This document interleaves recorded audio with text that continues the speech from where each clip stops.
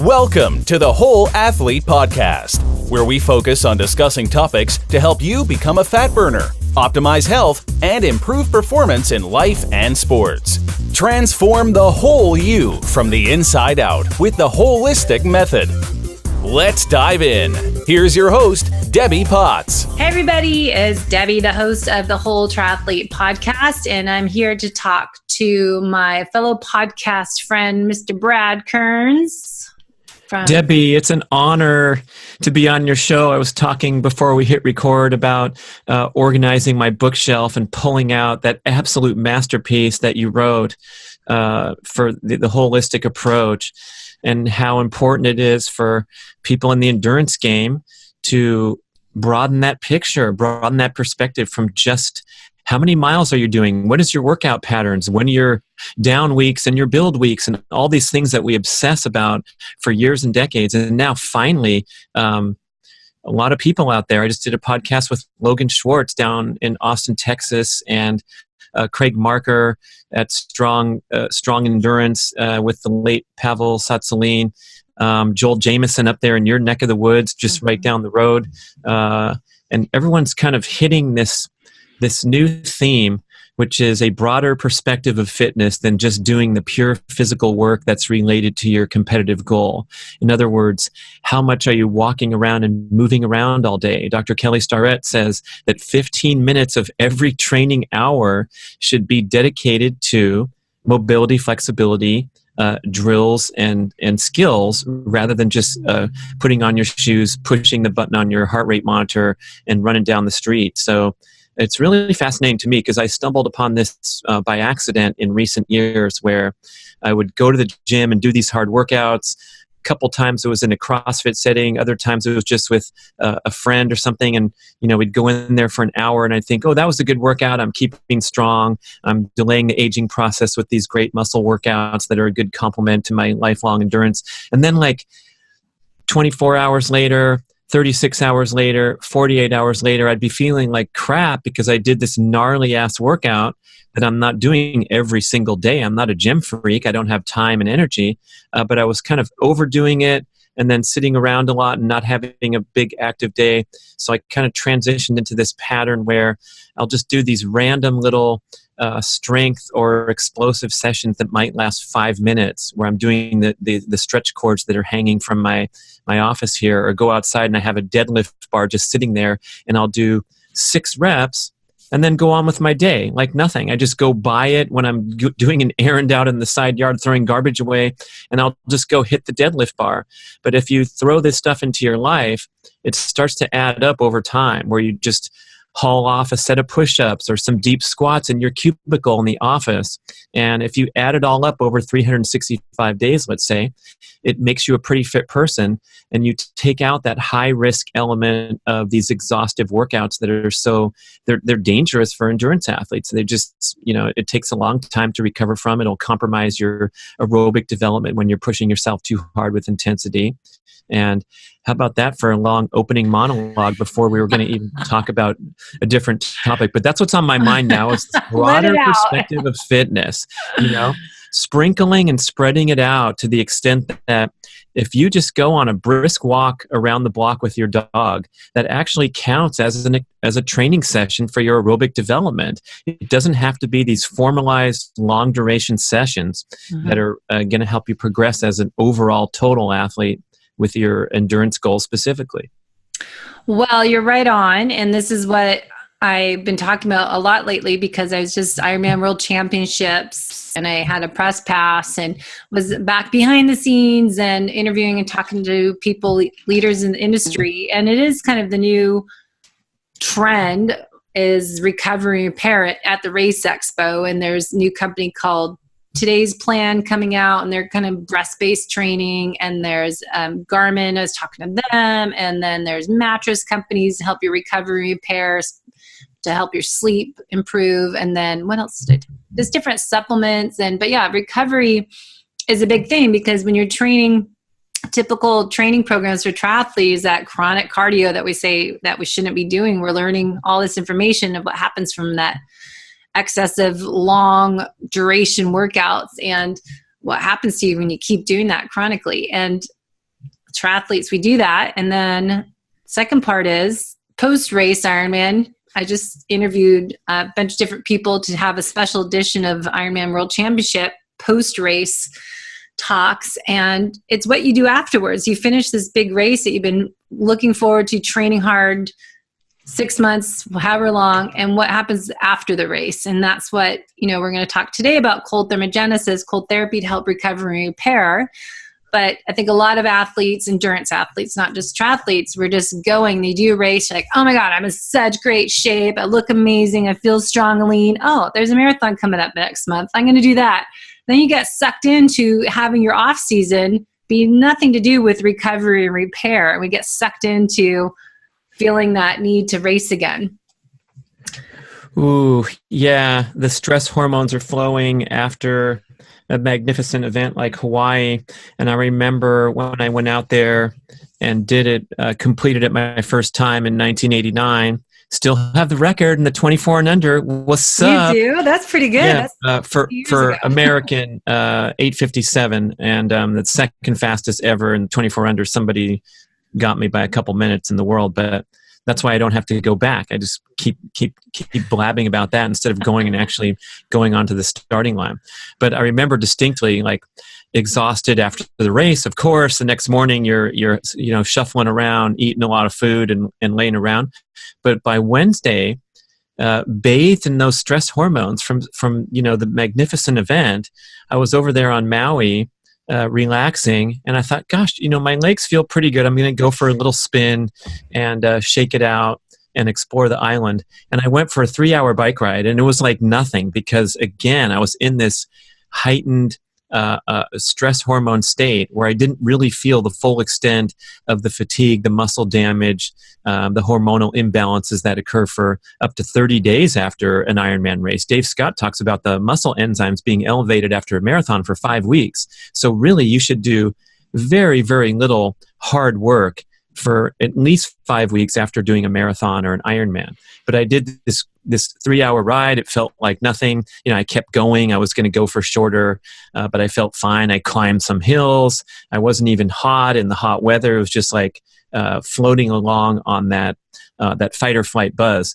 And then, by the time I flew home a few days later, I was just torched for weeks after because I think, adding on that extra stress after the race was just accumulative to where finally, you hit bottom. And so we don't want people pointing toward other races in that off season when they really should be resting and restoring.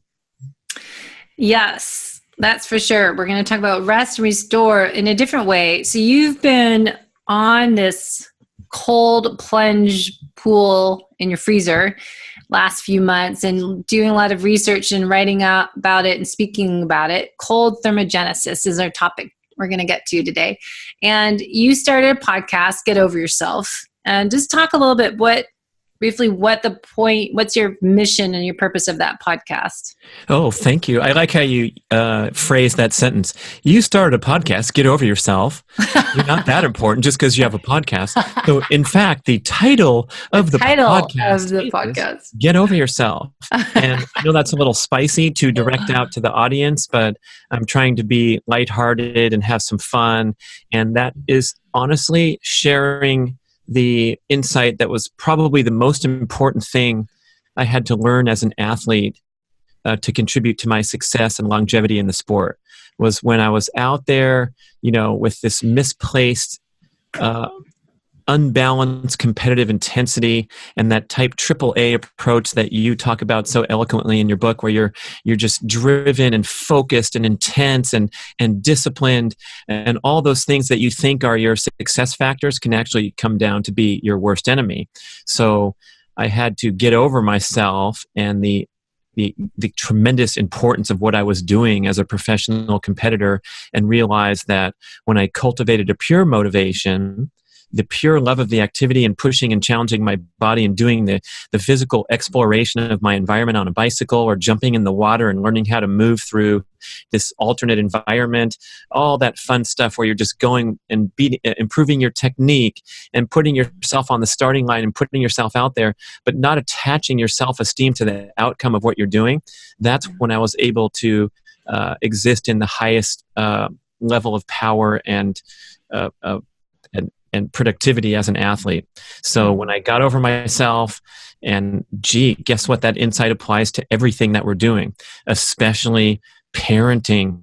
We're in the age of helicopter parenting, where the parents are living vicariously through their kids and are so wrapped up in their kids' success that, they need everything to be perfect and to shield them from all disappointment and suffering and struggling. And it's become a cultural phenomenon that has disastrous consequences. So I reference this motto, if you will, as a parent, and then in my career pursuits too, where you go in there, you go to the workplace, you work as a team player.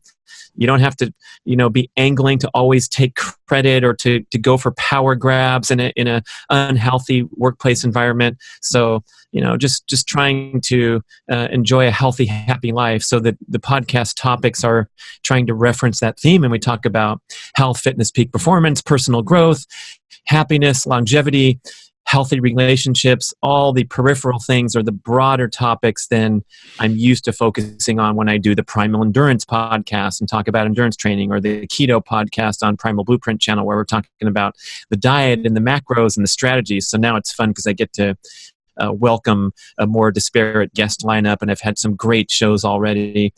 Fans of Mark Sisson and the Primal Scene. We did the ultimate Mark Sisson interview that lasted 2 hours and talked about his life story.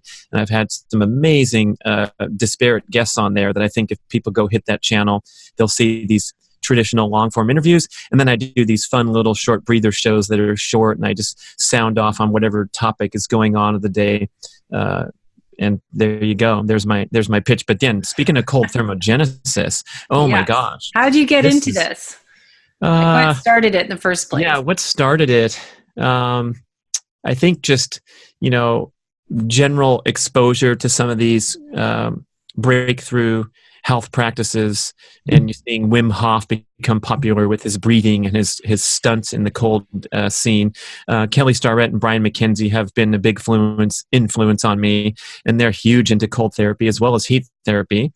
Same with the power couple, Laird Hamilton and Gabby Reese. So, you look at these guys on their YouTube, and they're talking about jumping in the barrel full of ice as part of a healing regimen. So I decided to get into it. And of course, you start with that baby step of, take a cold shower and turn it on to cold the last 3 minutes, and you'll feel invigorated when you get out. So I went from there to buying the livestock tub and putting it in my backyard, and then getting tired of dropping bags of ice in there and doing the logistics. And so now I'm at the ultimate level of sophistication for cold therapy, which is to get a chest freezer. Like you put meat in a giant chest freezer, 15 cubic feet, delivered to your home for free by HomeDepot.com, and you fill it up with water. And then you have the freezer on a timer, so it's not operating all the time. Otherwise, you'd get a giant block of ice. But I have it operating from 2 to 4 hours a day, so I keep the water at 34 degrees. So I have a ready-made cold plunge 24/7 whenever I want it, and it's really the cheapest form of sophisticated health therapy when you compare it to getting your own sauna or joining a club and paying the membership, or going to cryo for $45 a session and getting a similar or perhaps inferior benefit, as some of the studies are showing now, that cold water is the way to go. And so basically the basic principle is you're getting this positive hormonal fight or flight response. You're getting a burst of norepinephrine into your brain when you expose yourself to cold water. Dr. Rhonda Patrick, great authority on this, she just put out a fabulous PDF, 27 pages, detailing the scientific benefits of cold exposure. So you get this norepinephrine burst, and that hormone is involved, a neurotransmitter is involved in things like improving focus, attention, mood. It moderates pain, it moderates inflammation, has a profound effect on metabolism, reducing perceived exertion. It's sort of like that feeling of alertness and feeling alive and energized that you get when you're having a good day. So it's obviously a wonderful wake-up call. Tony Robbins is a big proponent. He's got a cold plunge special pool built at all 7 of his luxury estates around the world, and starts every day. You can look at him on YouTube, and he jumps into his cold pool in Florida. And I have YouTube video that's become popular, Brad Kearns' Chest Freezer Cold Therapy, where I talk through some of the benefits in more detail. But it's become a kind of a morning mindfulness practice for me as well, so that I go down and without having to exert willpower or discipline or get psyched up because the water's so cold, it's just part of my morning routine. So it strengthens my overall focus and discipline as a person. So hopefully this will carry over into monitoring my email inbox while I'm trying to work on a proposal or do research for a book, right? Because I can easily go down and start my day with this cold plunge. And I've also discovered that immersing yourself into cold water, obviously it's not easy, it's a shock to the body, but what I do is I go through a methodical 20 sequence of deep diaphragmatic breaths. So I jump in the water. First, I dunk my head and hold my breath as long as I can. Then I emerge and catch my breath. Then I'm not even worried about the cold water. I'm just so happy to be breathing. And then I go through this sequence of breaths, and I realize that during my time in the tub, all I'm thinking about is my breath cycles in and out. So I'm having an excellent meditative experience that I have very difficult time recapturing when I'm sitting and crossing my legs, because I can't cross my legs anyway. I'm an endurance athlete. The knees don't work very well that way. They get sore. But it's hard to meditate. And a lot of people say, yeah, I'm not really in for that. I can't do it. But when you're in the cold tub, all I'm thinking about is my breathing. And I've been able to naturally increase my time of exposure. Starting point was about 3 minutes, and I'd get out. I'd finish my 20 breaths pretty quick. And now I'm up to 6 or 7 minutes where I'm just taking my time, maybe holding a breath cycle, exhaling, letting it out, waiting, taking the next breath. It's all natural. I don't have a stopwatch in my hand, but I am tracking it, and I notice now that I can comfortably remain in there for quite a long time at 34 degrees. Well, go back to the benefit, the hormostate. I can never say the word hormostasis. Hormesis. Oh, yeah, the hormetic stressor or hormesis. Right. I had trauma. Yes. The benefit. Yeah. So talk about what that is, because I think we talk about stress is bad, and it's not stress is bad, is stress is too much. Anything too much can be toxic, anything too little can cause deficiency. So finding that right amount, that Goldilocks effect, how much can you tolerate? So what I keep reading about is the cold therapy is that it's the hormetic response. It's like lifting weights. You tear your muscle down, you're actually causing that muscle get stronger on the recovery time. So how does the cold therapy talk about that? And I want to go back to like how to get started in doing this, because I can last about 3 seconds, no way 3 minutes in a cold when I turn the shower on cold. Yeah, the term hormesis or a hormetic stressor is a natural stressor that has a net positive benefit. And the key factor to having a hormetic stressor rather than a destructive stressor is that it's brief in duration. So our genetics are finely tuned and adaptable to this fight or flight response. It's a wonderful mechanism that allows us to perform at our peak when we are on the starting line for the Ironman or for a 5K, or when it's time to give a speech in the conference room. We want to get wired on that peak focus, the cognitive alertness, and of course if we're doing something physical, you're pumped up, you're ready to do the final sequence of CrossFit, and the people are in a circle around you cheering for you. All that stuff activates the fight or flight response. And like you said, if you have a life that has not enough stress, then you're a sorry ass sitting on your couch watching TV all day, right? I mean, and raise your hand if you're listening to the show and you have a life that does not have enough stimulation. Stimulation and stress are the same word, right? We always usually use stress in a negative context, but it really just means stimulation. Mm-hmm. So there's all kinds of positive stimulation in life that serve us to make a contribution to the planet and our community, and have a busy day that's productive, all that great stuff. But the problem in today's life is the stressors that we face are chronic in nature rather than brief in duration and then recalibrating back to a more mellow existence. And our hunter-gatherer ancestors would have to run for their lives once in a while, or have a really rough day building a shelter amidst a rainstorm, whatever you can imagine, and then a lot of downtime. and relaxation and restoration. Just like people a generation ago, our parents, Debbie, would come home from work, open the paper, watch one TV show, not flipping 57 channels, not having constant, nonstop hyperconnectivity late into the evening. And so life has really changed to be chronically stressful today. So that's a whole nother discussion. That's the centerpiece of your book, is to try to reduce the overall stress of your life and have that downtime and recovery time. But when it comes to kind of fine tuning the fight or flight response and getting those hormonal benefits of the brief natural positive stressor and then recalibrating to homeostasis, that's when you become a stronger, more resilient human being, both in the mind, like I discussed when I'm more focused doing my email, theoretically, still working on that part, but also in the body and being exposed to cold temperatures and cold water.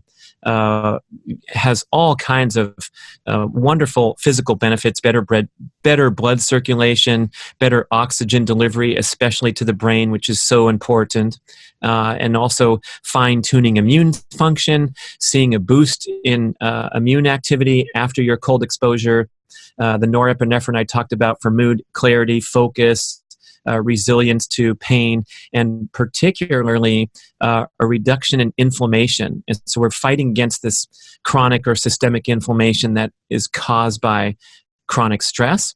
And so that exposure to cold, and then of course getting out in due time, key factor, right? If you go jump in a freezing cold pond for an hour, you're going to die. So we're talking about a few minutes of that shock treatment and then back to a rewarming situation where you can go on with your busy day and feel great and alert and energized.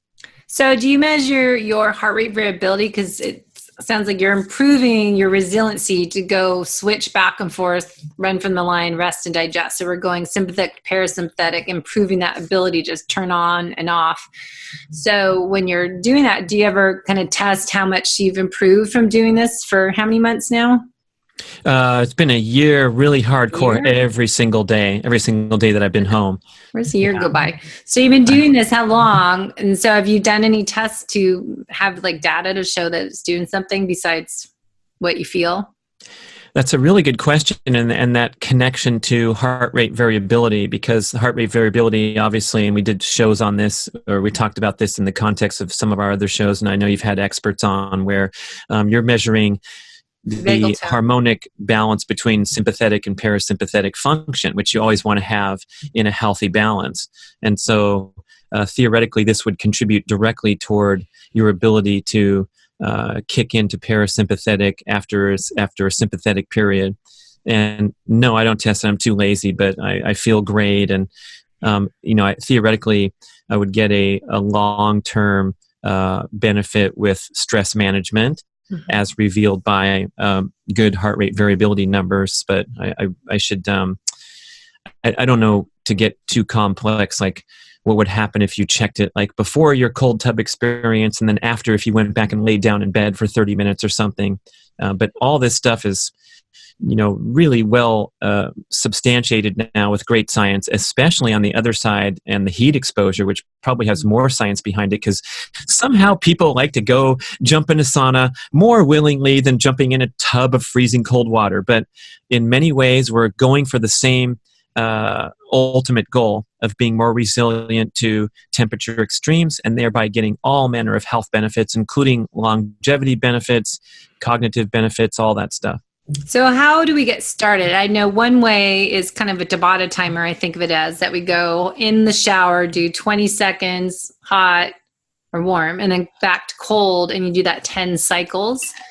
So I was trying that, and then you have to do the breathing, which you can demonstrate if you like for those watching the video, but breathing in there is key. So how do you start, because I'm not going to jump in a tub for 4 minutes, which I used to do all this about 10 years ago. We had actually it's out the window right here, sitting outside with leaves all over it. We used to do a wine barrel plastic thing from a car wash place, I think they got them from. And then we used to stand in there for legs and then go in a hot tub back and forth. So how can you get started? Because I'm not very good at, submersing myself into cold water, except for New Year's Day, the 5K run You jump in the water at the finish.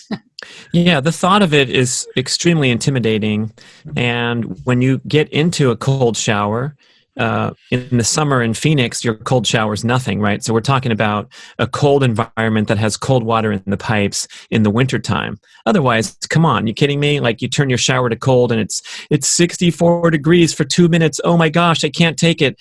That's kind of not even counting as a serious cold exposure practice. And in fact, in Dr. Rhonda Patrick's paper, there's studies showing that a 20-second plunge or 20-second exposure to 40-degree Fahrenheit temperature will give you this profound norepinephrine burst. So I don't think that's a lot to ask of anybody to spend 20 seconds in really cold water, or theoretically a little longer if you can't get yourself readily access to 40-degree water. So perhaps in the wintertime, Pacific Northwest or somewhere cold on the continent, your water's coming out of the faucet maybe at 52 or something at the very coldest. I'm just guessing. And so if you could last for a minute or 2 minutes, you'd probably get this hormonal burst. And that's the thing I want to take out this intimidation factor by declaring, this is coming from Kelly Starrett, do not spend too long in there to the extent that you start shivering or, get cold on the spot, because that's going to compromise immune function and be a stressor that might have a net negative effect. So you're not going in there to show off and then put on Instagram your watch like Jocko does when he wakes up at 4:30 in the morning. It's not about who can set the record and stay the longest. As soon as you start to feel a slight shiver coming on or any sensation that you're getting uncomfortable, you jump out and rewarm. If necessary, rewarm quickly, or try to do it naturally. It might be some more benefit to that. So that's the thing that should relax people to say, hey, look, try this out. The breathing is a key component. I don't have to be going that deep into doing some fancy protocol, but the Wim Hof stuff is really interesting, and I plan on getting further into that. But basically, when you take control of your breathing and make yourself perform deep diaphragmatic breaths, you're taking a little bit of control of the sympathetic nervous system, the autonomic nervous system function, so that you won't get that freak out, panic reaction when you first jump into the water, first turn the handle over to cold. So if you kind of prepare yourself to say, I'm going to perform deep breathing exercises as I expose myself to cold water, you'll have a better chance of succeeding and lasting for a minute or 2 minutes or whatever it is. Mm-hmm. Because really, you're not going to die, and you're not going to, go into uncontrollable shivering with 1 minute of exposure to cold water, even really cold water like I use. It's just the body can handle it. So I think the panic reaction is going to be, not associated with your body actually in danger. So do you start go in a warm shower and then go into the cold bathtub? No way, man. That's like the triathletes in San Diego, when I used to go down there and train with them, they'd go in the jacuzzi before the noon swim workout. I'm like, all y'all are wusses, man. These San Diego triathletes. I mean, I'm used to training in a rainstorm in Northern California, where you show up at the pool and you trot out from the locker room in the cold weather in the winter, and you jump in that warm water. And of course, you're fine during the workout. But oh man, if I go in a jacuzzi before a swim workout, you might find me still in the jacuzzi, right? It's like, who wants to get in and jump in 80-degree water when you've been in 104? So again, like I mentioned a little bit at the outset, part of this benefit to me, I think, is the psychological resiliency that it builds. That I know when I wake up, first I do my leg mobility exercises, which I also have on YouTube. Brad Kearns' morning routine, it's called, where I'm just doing mobility, flexibility, hamstring function, hip flexors. So I do that, and then I head downstairs and jump right in the tub. And I'm not thinking about, do I feel like it today? Am I psyched up enough? None of that enters my mind, because it's become habit. Mm-hmm. And a habit is something that you do consciously so frequently that it becomes embedded and it becomes subconscious, right? You don't have to get up the guts to do it. And I think that's one of the best parts about it, besides all the the physiological benefits that are detailed in Dr. Patrick's paper. Wherever you want to deep into it, you can go to the Mark's Daily Apple article. We titled it "The Maybe Not So Definitive Guide to Cold Therapy" because there's a lot of uncertainty. It's so new. So just getting into the groove and making a commitment to try it out. And you asked how you get started. So we could do it with cold shower, right? It's readily available. But again, make sure you're in an environment where you're actually getting something cold enough to kick into that norepinephrine burst. And so, how do you know if it's long enough? Because, like I said, I need a timer in there, but I can't stay. I'm like, okay, I'm going to do it today. I'm going to do it, and try my little intervals. And then I do need to get stronger doing it because I'm a cold person wimp. Yeah, so am I. I mean, no kidding. When we go water skiing in Lake Tahoe in the summer or the fall, I am always the guy that is freezing in the boat, and I bring the swim team hoodie parka from Big George. That's the guy I water ski with on his boat, and I'm just completely huddled up with the ski hat, and everyone else is just kind of lounging in their bathing suits or has a t-shirt or maybe a sweatshirt on, and I've always been one that's really, really sensitive to cold. Master swim workouts, you can ask my old coaches. We'd stop at the end of a tough set, and the coach would be describing the other set, and I'd feel that chill come on, and I'd have to swim laps. I could not stop even for a minute or 90 seconds, or I'd start shivering, and I'd be shivering the whole rest of the workout. So I have no special talent or ability here. And like I say, I started with 3-minute exposure, and now I'm naturally up to 6 or 7 minutes, and I feel like I have built some physical resiliency to cold water according to my practice. But anyone can do it, and you start at whatever level's comfortable for you. I think Ray Cronice was referencing this with the showers. Like, okay, take your shower and end with 2 minutes of cold water. Yeah, it's not going to be difficult, especially because you've warmed up and you've had a nice, enjoyable shower. But when you end with 2 minutes of cold, you come out and you feel alert and energized. So I think it's hard to answer your question specifically, but you want to kind of have that invigorating burst, knowing that you've spent sufficient time with the cold water coming down. So the key is to last that 2 minutes end of a shower is the breathing exercises. Because I know if I don't do that breath work, you're just ready to turn it off right away. To stay 2 minutes feels like 20 minutes. If you're new at this, and if you're like me. I will also say that the shower is the easiest way to get started, but we have a lifelong association of the shower with that warm, steamy, wonderful way to start the day or end the day.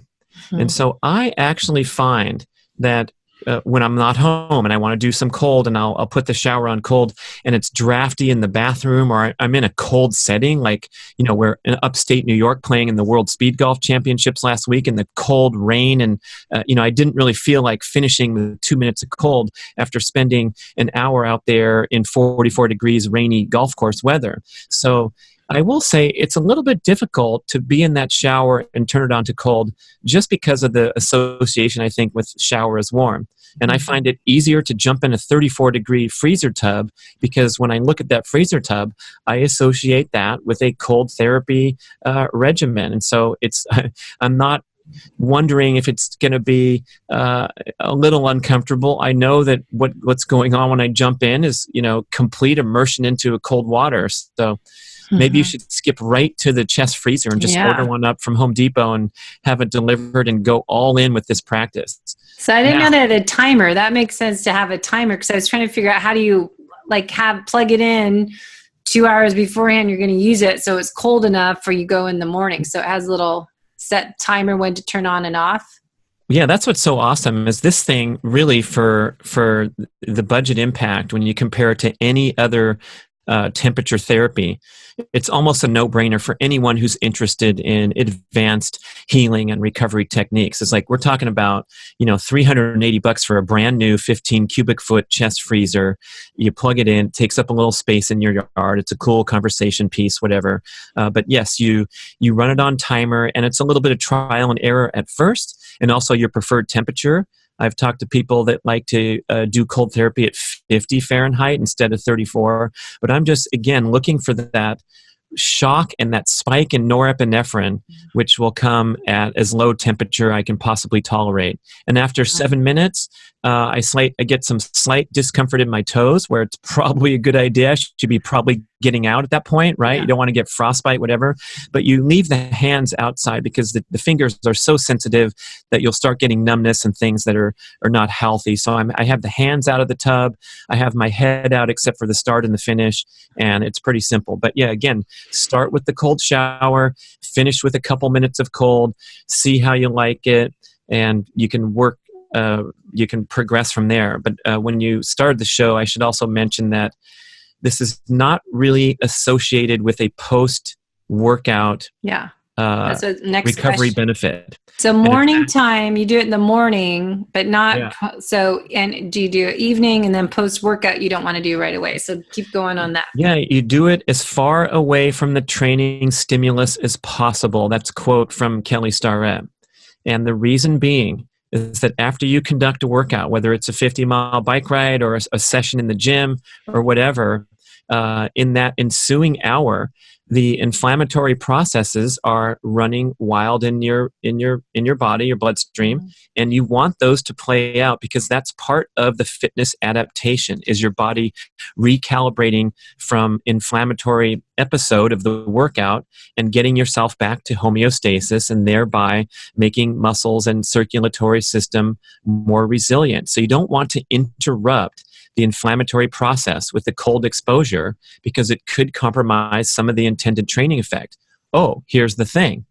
It feels awesome to jump into cold water after a difficult, inflaming workout. That's why the marathoners go in Mammoth Lakes, California training camp, and they stand in the creek and have the rushing water running up against their tired, sore, inflamed, stiff legs, and they get out and their legs feel like $1,000,000. So it feels good, but it may be compromising what you're trying to do by getting fitter in training.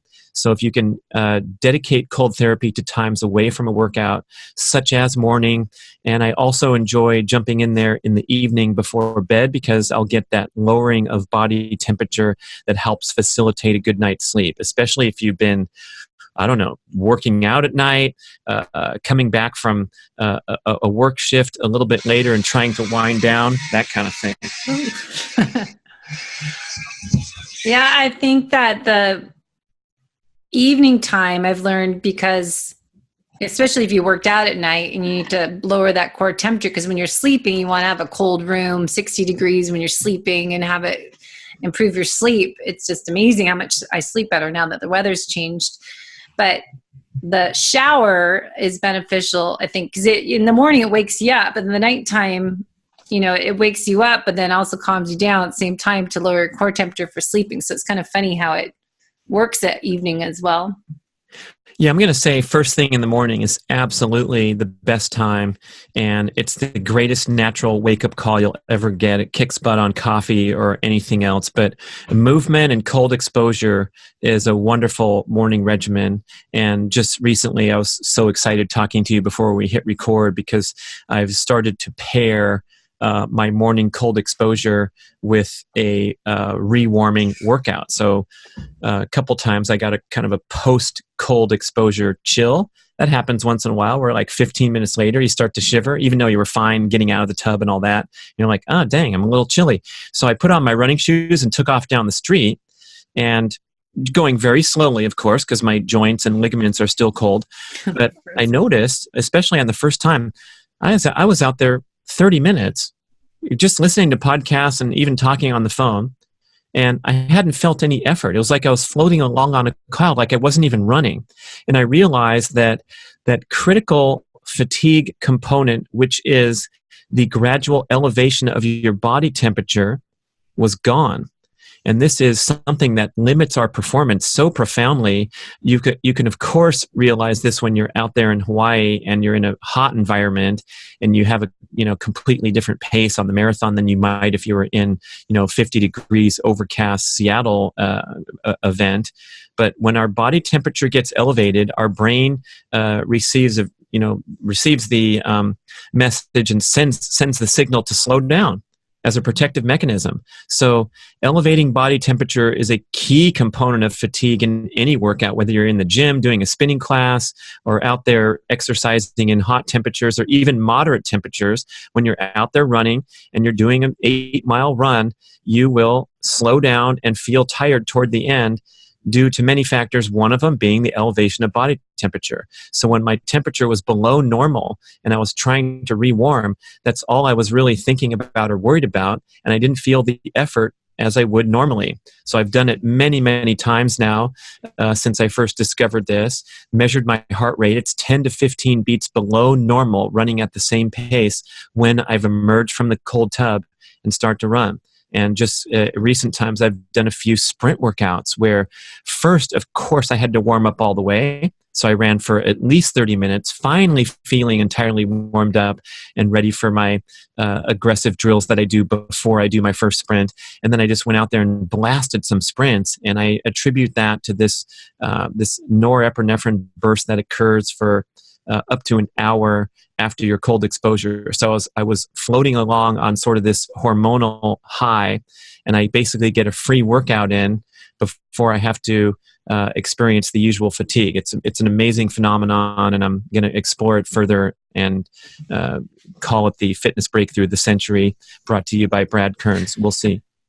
Well, you should definitely do some more videos. We have the video that you did already. What's your video YouTube channel called?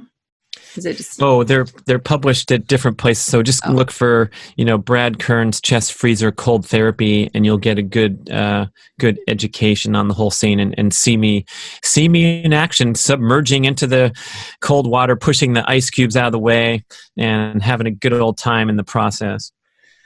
All right. Well, I'll have to figure out how to do this.